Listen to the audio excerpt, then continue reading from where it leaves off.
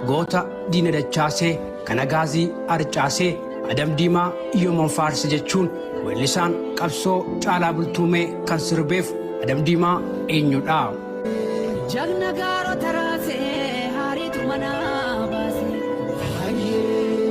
goota diina dachaasee kana gaazii harcaasee Adam Diimaa yooman faarsi.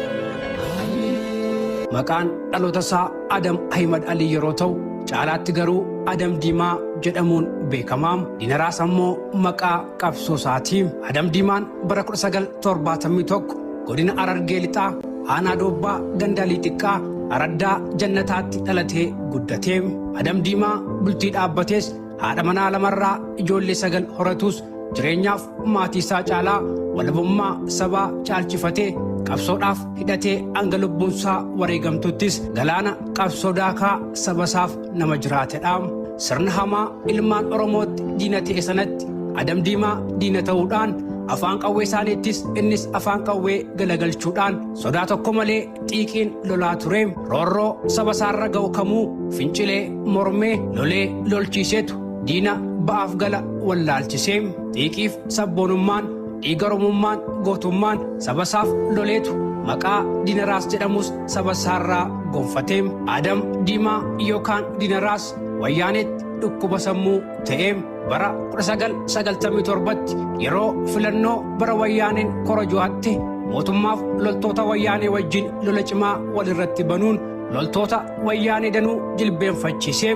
Gaafasirraa jalqabees wayyaanee waliin diina guddaa ta'uun waladamsuu jalqabanii.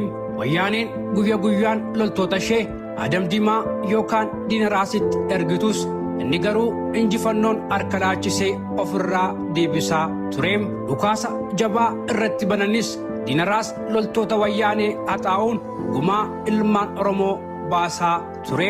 Yeroo wayyaaneen poolisoota ishee erguun Oromoota sabboonummaa qaban kaan reebuun kaan hidhaan dararaa kaanis ajjeesaa turan gootichi Diinaraas osoo an lubbuun jiruu saba koo hin fixxan jechuun wayyaanee faanas kokkee wal qabee.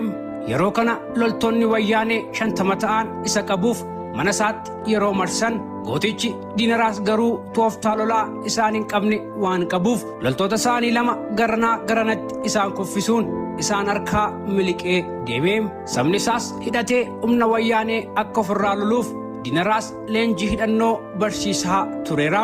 Wayyaanee humna qawweetti amantus baaf gala ishee dhorkeera.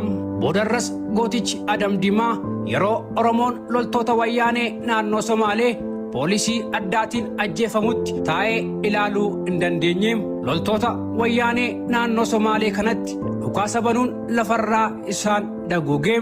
Oromoo sabasaaf gaachana ta'ee dhumaatiirraa isaan baraaree. Diinaraas boodarra